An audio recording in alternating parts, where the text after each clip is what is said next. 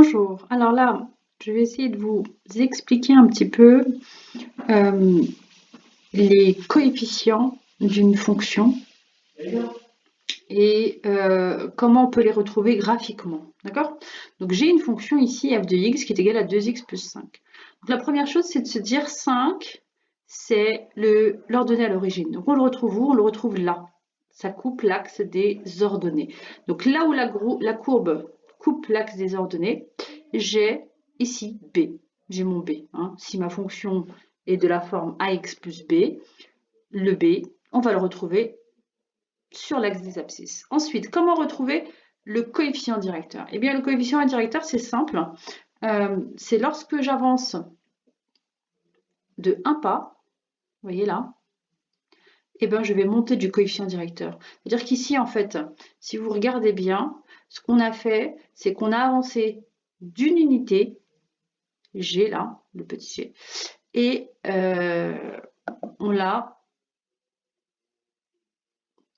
pardon, et donc du coup, on est monté de 2. Donc ici, si je regarde bien, vous l'avez vu, g, il est égal à 1 ici, et h, il est égal à 2. En fait, ce que je voulais afficher, c'était plutôt...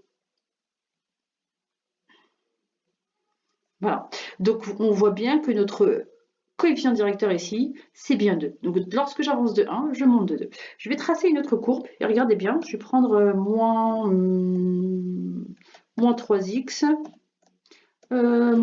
moins 2, d'accord? Moins 3x moins 2, voilà. Donc, qui me trace cette courbe-là? La courbe moins 3x moins 2. Donc, la première chose que je vérifie, c'est quoi? C'est l'ordonnée à l'origine. Et j'ai bien ici la courbe qui coupe l'axe des ordonnées en moins 2. Donc, b, il est bien égal à moins 2. Et si je refais mon petit... Je pars de la courbe. Alors, je vais prendre un point, bien entendu. Regardez bien, si j'avance de 1, qu'est-ce qui va se passer? Ben, je vais descendre de combien? Ben, de 3. D'accord? Donc, si j'avance de 1, et vous le voyez là, alors j'efface mes... Vous voyez là dans mon i, si j'avance de 1, ben j, il vaut 3. Donc, je suis descendue de 3. D'accord?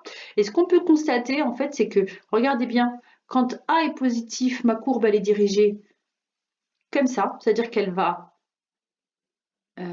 comment vous dire? Elle va être croissante, elle va grandir, d'accord? Plus mes x augmente, plus mes y augmentent également. D'accord? Alors que là, mon A est négatif, donc on va dire qu'elle est décroissante, elle décroît. Ça veut dire que plus mon X augmente et plus mon Y va diminuer. D'accord? Donc, je vous rappelle que cette fonction-là, en fait, c'est la fonction euh, moins 3x moins 2. D'accord? Donc voilà cette petite vidéo.